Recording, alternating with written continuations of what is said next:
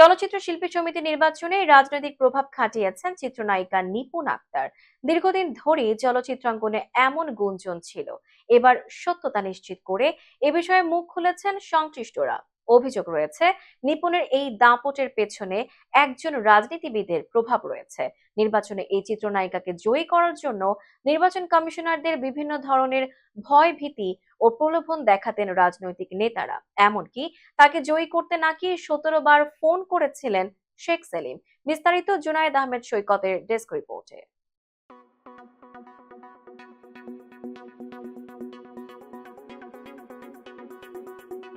সময়টা 2022 সালের 28 জানুয়ারি। ওই দিন বাংলাদেশ চলচ্চিত্র শিল্পী সমিতির নির্বাচন অনুষ্ঠিত হয়।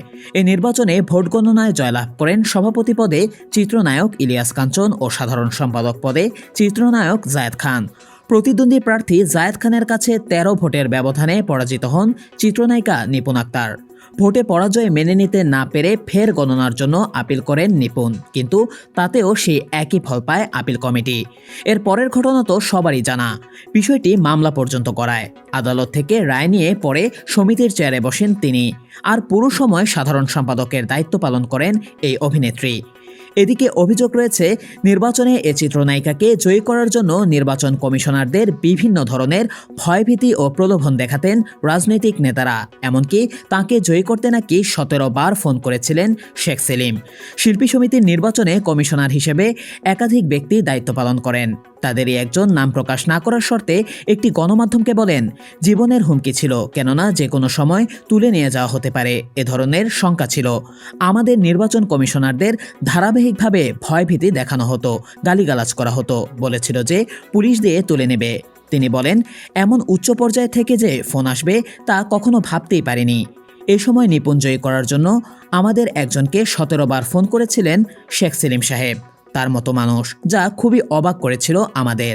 প্রধান নির্বাচন কমিশনারের দায়িত্ব পালন করা অভিনেতা পীরজাদা শহীদুল হারুন বলেন, 2022 সালের ওই নির্বাচনে বেশ চাপ প্রয়োগ করা হয়েছিল আমার ওপর। ভোটে নিপুণকে জয়ী করার জন্য অনেক উপর থেকে একজন ক্ষমতাবান রাজনীতিবিদ একের পর এক ফোন করতে থাকে। ওই সময় স্বরাষ্ট্র মন্ত্রণালয় সহ প্রায় সব মন্ত্রণালয়ের সরাসরি প্রভাব খাটাতেন তিনি, বলা যায় নিয়ন্ত্রণ করতেন, তবে সরাসরি না বলেছি আমি।